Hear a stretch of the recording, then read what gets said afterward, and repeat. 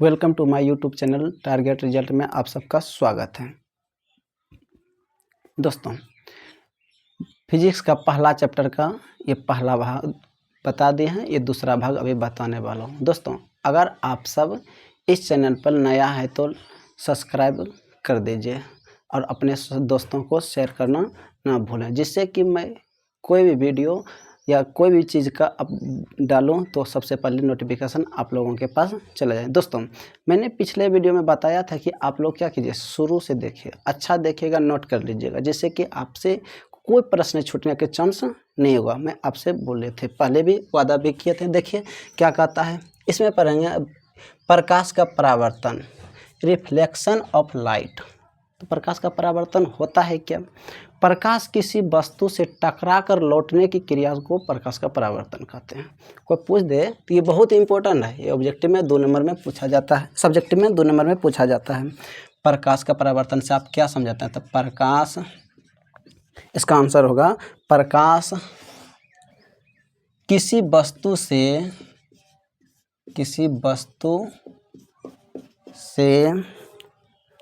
टकरा कर लौटने की प्रक्रिया को प्रकाश का परावर्तन कहते हैं। दोस्तों, मान के चलता है ये प्रकाश है, ये क्या है? प्रकाश है। और यहाँ से सॉरी ये वस्तु है, मान के चलिए ये क्या है? वस्तु है। इससे प्रकाश आया और इससे टकरा गया और टकरा करके इस तरह वापस चला गया, तो इसको क्या कहेंगे? परावर्तन। क्या कहेंगे? परावर्तन। तो को पूछ दे प्रकाश से के परावर्तन से आप क्या समझते हैं? प्रकाश किसी वस्तु से टकराकर लौटने की क्रिया को प्रकाश का परावर्तन कहते हैं। अब अगला है, आगे है किरण आरेख। किरण आरेख दोस्तों, यह है किरण आरेख। इसे आप क्या समझते हैं? पूछ दे तो प्रकाश की, इसका आंसर होगा प्रकाश की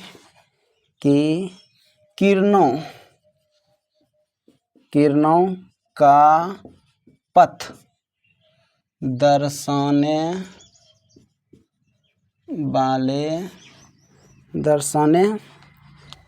वाले चित्रों को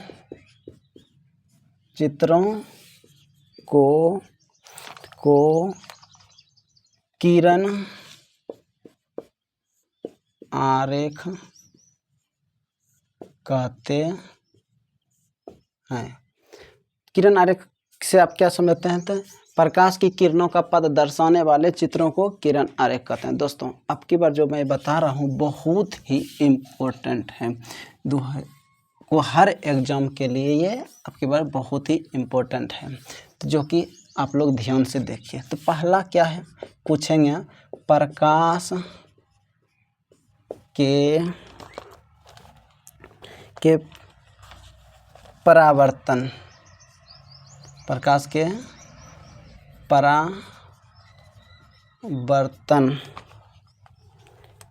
प्रकाश के परावर्तन के नियम, ये इसका पूछेगा प्रकाश के परावर्तन के नियम किसे कहते हैं? तो किसे कहते हैं, या आप क्या समझते हैं? इस तरफ क्वेश्चन पूछ दे, इसका आंसर देंगे, क्या देंगे? प्रकाश की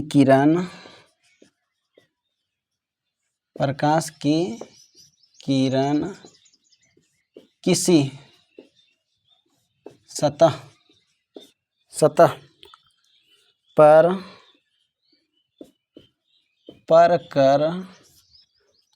कर जिन नियमों का पालन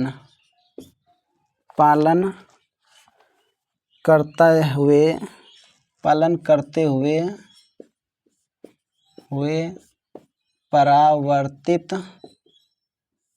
होते हैं, उसे प्रकाश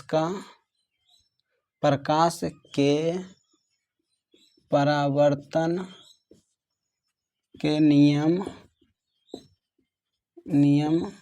कहते हैं। दोस्तों फिर देखिए क्वेश्चन क्या आएंगे।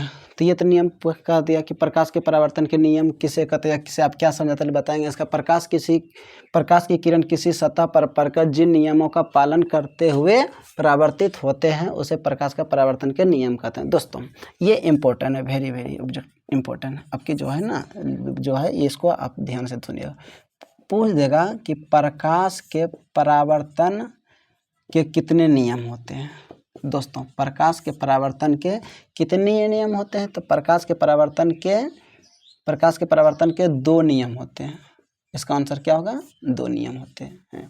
प्रकाश के परावर्तन के 2 नियम होते हैं। दोस्तों फिर आगे पूछेगा कि प्रकाश के परावर्तन के नियमों को लिखें। तो प्रकाश के परावर्तन के नियमों को लिखने के लिए कहेगा, तो ये बहुत ही इम्पोर्टेंट है, क्या जो है बहुत ही इम्पोर्टेंट है। प्रकाश के परावर्तन के नियम को लिखें। प्रकाश के परावर्तन के नियम लिखें। तो सबसे पहले एक समतल दर्पण बनाइए। समतल दर्पण बना लिया। ये समतल दर्पण मान के चलते हैं हमारा एक स्रोत यहाँ है, एक वस्तु यहाँ है और इससे ये प्रकाश निकल रहा है। तो दर्पण से गया तो टकरा करके परावर्तित होंगे, इस तरह चले जाएंगे। यह आया और दर्पण से टकरा कर चला गया। ये मान के चलते हैं कोई बिंदु ए से आ रहा है प्रकाश, ये कहाँ टकराया दर्पण पर, बिंदु ओ पर चला गया, कहाँ बी तक, ये कहाँ जा रहा पता नहीं। इस पे एक लंब खींच लीजिए। ये क्या हो गया, ये लंब हो गया एन। तो आ रहा है तो इसको बोलेंगे, आने वाली प्रकाश की किरण को आपतित किरण कहते हैं। दर्पण से परावर्तित होकर जाने वाली किरण को क्या कहते हैं, परावर्तित किरण। दोस्तों ये सब आप ध्यान से सुनिएगा। और दर्पण पर खींचे गए लंब को क्या कहा जाता है, अभिलंब। ये सब बहुत ही इम्पोर्टेंट है दोस्तों आप लोगों के लिए। आप लोग ध्यान से देखिए जिससे कि आपका ऑब्जेक्टिव, ये खास करके ये जो है ना आपके लिए बहुत ही मायने रखता है। इससे कई प्रकार के ऑब्जेक्टिव भी पूछा जाता है और सब्जेक्टिव पूछेंगे।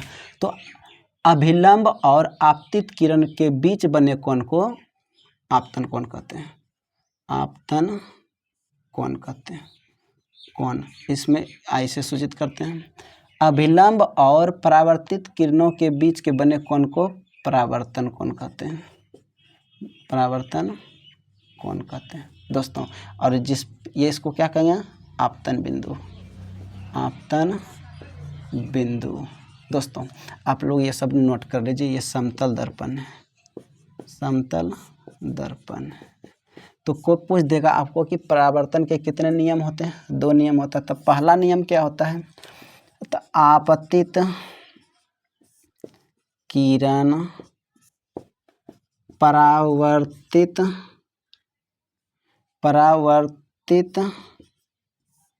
किरण तथा आपतन बिंदु पर खींचे गए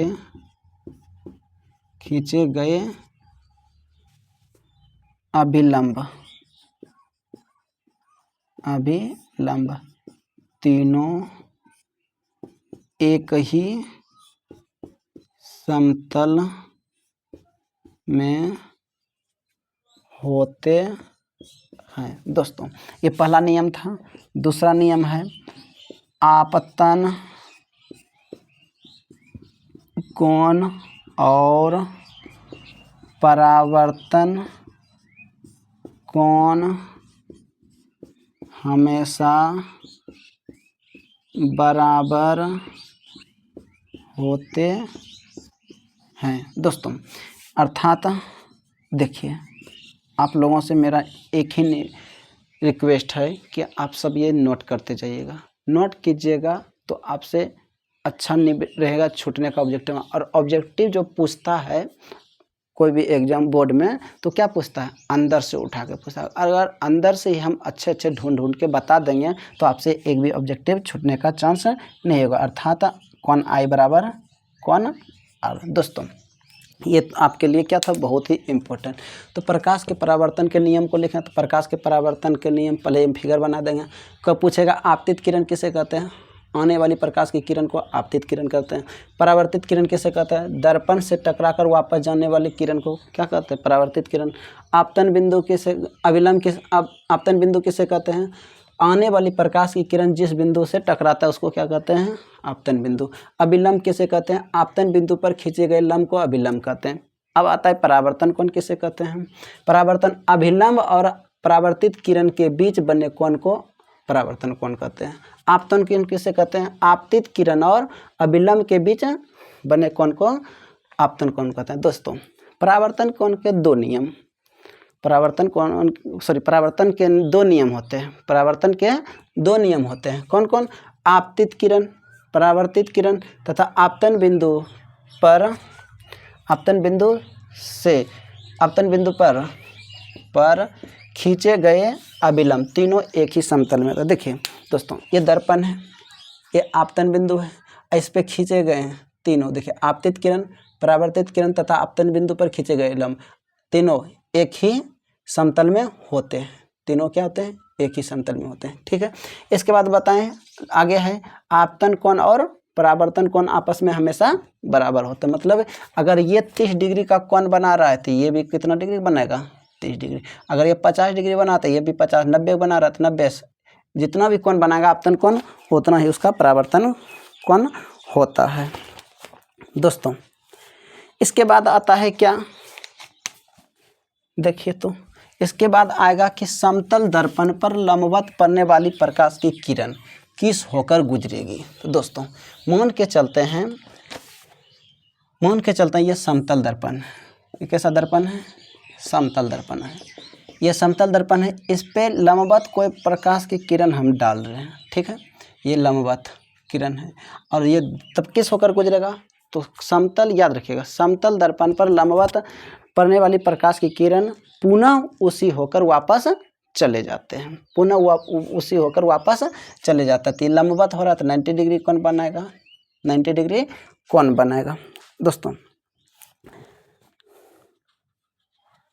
और परावर्तन तब पुनः उसी होकर वापस चला जाएगा, तब परावर्तन का कोण का मान कितना होगा, परावर्तन कोण का मान कितना होगा, इसका मान होगा आंसर 0 होगा। दोस्तों क्योंकि ये लंबवत पड़ रहा है, क्या पड़ रहा है, लंबवत पड़ रहा है। तो समतल दर्पण पर कोई प्रकाश किरण लंबवत पड़ता है तो क्या होता है, पुनः उसी होकर वापस चला जाता है। दोस्तों अब आता है क्या, प्रतिबिंब। क्या आता है, प्रतिबिंब के बारे में देखिए तो क्या कहता है, प्रतिबिंब,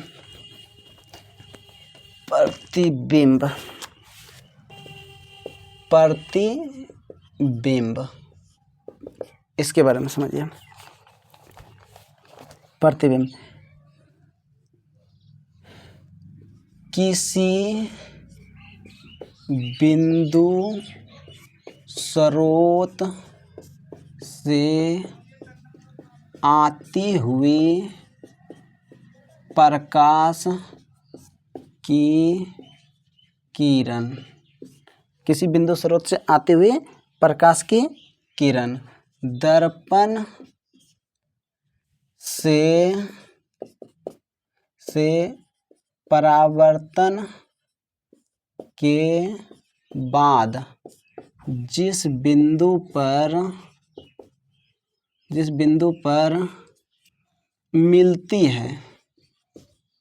मिलती है या मिलती हुई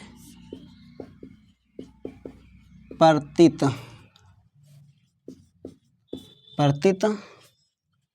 होती है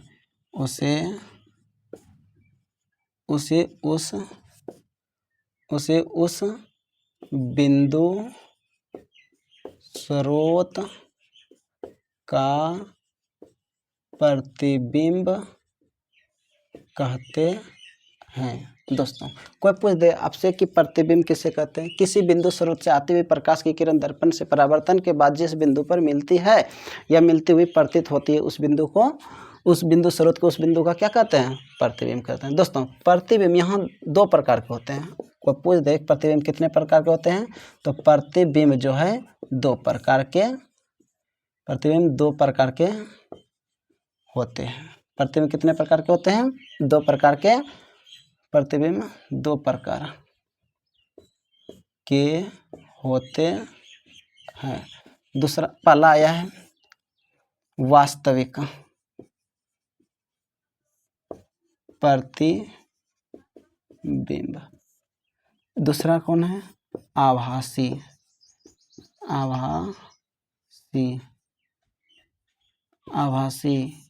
या काल्पनिक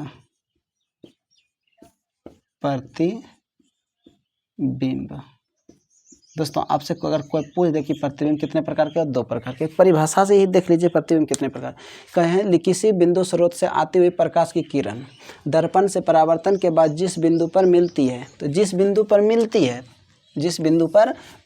है उसको कहेंगे वास्तविक प्रतिबिंब। या मिलती हुई प्रतीत होते हैं, या जिस बिंदु पर मिलती हुई प्रतीत होते हैं उसको क्या कहेंगे? आभासी प्रतिबिंब। दोस्तों आप सबको यह वीडियो कैसा लगा कमेंट बॉक्स में ज़रूर लिखें। जय हिंद, जय भारत, थैंक यू।